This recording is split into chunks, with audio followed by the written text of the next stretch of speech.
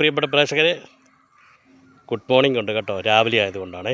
Okay, ഉടനടി വാർത്ത ഇപ്പോൾ ഒരു വീഡിയോയുമായിട്ട് വരാനുള്ള കാരണം വേറൊന്നുമല്ല. നമുക്ക് 8 ദിവസമാകുന്നു. ഇന്ന് 8 ദിവസം കേരളത്തിൽ ഇലക്ഷൻ കഴിഞ്ഞിട്ട് ഒരു മുഖ്യമന്ത്രിയെ തീരുമാനിക്കാൻ കേന്ദ്ര നേതൃത്വത്തിന് ഇത്രയും ദിവസം എടുക്കുന്നെങ്കിൽ അതിൻ്റെ ഉത്തരവാദി ആരാണ്?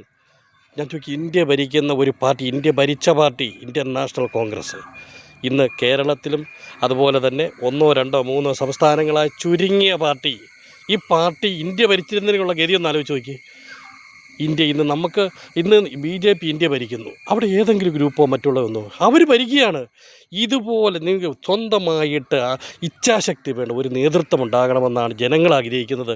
ആ ഒരു ജനങ്ങളുടെ ആഗ്രഹത്തിന് വിപരീതമായിട്ടുള്ള പ്രവൃത്തിയാണ് ഈ ഡൽഹിയിൽ നിന്നും ഉണ്ടായിക്കൊണ്ടിരിക്കുന്നത്.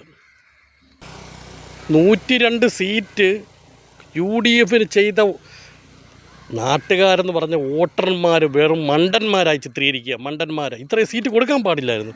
ഒരു 75-80 സീറ്റിൽ താഴെ നിൽക്കാവുള്ളായിരുന്നു. പക്ഷേ VD സതീശൻ്റെ കഠിനാധ്വാനവും പ്രയത്നവും കൊണ്ട് അദ്ദേഹം ഇത്രയും സീറ്റ് വാങ്ങി 102 സീറ്റെന്ന് അദ്ദേഹം പ്രഖ്യാപിച്ച ആ 102 സീറ്റ് തന്നെ അദ്ദേഹത്തിൻ്റെ പ്രചരണം കൊണ്ടും അദ്ദേഹത്തിൻ്റെ വിദഗ്ധമായിട്ടുള്ള കഴിവ് കൊണ്ടും കിട്ടി.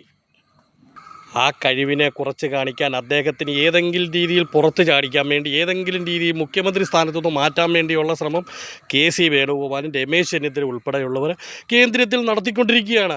അതിന് ഓരോ ദിവസം ഫ്ലൈറ്റ് കയറിക്കൊണ്ടിരിക്കുക. ആര് കൂട്ടുകാരെ വിളിച്ചുകൊണ്ട് വീണ്ടും യാത്ര തിരിച്ചുകൊണ്ടിരിക്കുക. ഇന്ന് ഏറ്റവും കൂടുതൽ പൈസ ഉണ്ടാക്കുന്ന ഫ്ലൈറ്റുകാർ. കാരണം അപ്പോൾ വിമാന കമ്പനികളാണ്.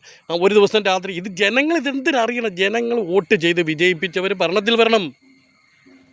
അതെങ്ങനെയാണ്? കഴിഞ്ഞ 10 വർഷം കേരളത്തിൽ ഭരിച്ച LDFൻ്റെ ഏകാധിപത്യം, മുഖ്യമന്ത്രിയുടെ നയവും മുഖ്യമന്ത്രിയുടെ തീരുമാനങ്ങളും ആണ് LDFനെ ഇത്രയും തകർച്ചയിലേക്ക് കൊണ്ടുപോയത്. കാരണം ചോദിക്കാനും പറയാനും ആളില്ലാത്തൊരു മുന്നണിയും അതുപോലെ തന്നെ ഒരു പ്രസ്ഥാനമായി പോയി കമ്മ്യൂണിസ്റ്റ് മാർക്സിസ്റ്റ് പാർട്ടി. മനസ്സിലായില്ല? അതുപോലെ CPM ആരും മിണ്ടത്തില്ല. അദ്ദേഹത്തിൻ്റെ നിലപാടുകളെന്ന് പറയുമ്പോൾ കേരളത്തിലുണ്ടായ എല്ലാ വിവാദത്തിനും കൂട്ടുപിടിക്കുകയായിരുന്നു മറ്റുള്ളവർ. അതിന് കിട്ടിയ മറുപടി കൂടാണ് ഈ ഇലക്ഷനെന്ന് ചിന്തിക്കാനുള്ള കഴിവെങ്കിലും UDFനുണ്ടാകണം.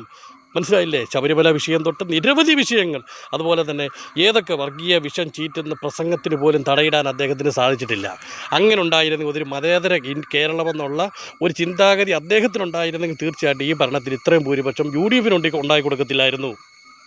ഇവിടെ നേതാക്കന്മാർ അങ്ങോട്ടും ഇങ്ങോട്ടും പോകുന്നു പറഞ്ഞിട്ട് യാതൊരു കാര്യമില്ല. കാരണം 5-8 ദിവസമായിട്ട് ഇവിടെ മുഖ്യമന്ത്രിയെ പ്രഖ്യാപിച്ചിട്ടില്ല. ജനങ്ങൾ തടക്കാൻ പറ്റുന്നു. ഉടനെ വാർത്തയ്ക്ക് പോലും എത്രയോ കമൻറ്റുകൾ വരുന്നുണ്ട്, എത്ര ചോദ്യങ്ങൾ വരുന്നു. മുഖ്യമന്ത്രി എവിടെ? നാട്ടിലെ എല്ലാ സംസാര വിഷയവും മുഖ്യമന്ത്രി എവിടെ? സത്യത്തിൽ ഇനി ഒരു മുഖ്യമന്ത്രി വന്നാൽ പോലും കേരളത്തിൽ ഒരു നല്ലൊരു ഭരണം കാഴ്ചവെക്കാൻ സാധിക്കത്തില്ല. അതുപോലെ ഗ്രൂപ്പ് കളിയുടെ ഒരു 5 വർഷമായിരിക്കും കടന്നു പോകുന്നതിനോട് പ്രിയപ്പെട്ട പ്രേക്ഷകരെ ചിന്തിക്കുക. മനസ്സിലായല്ലോ?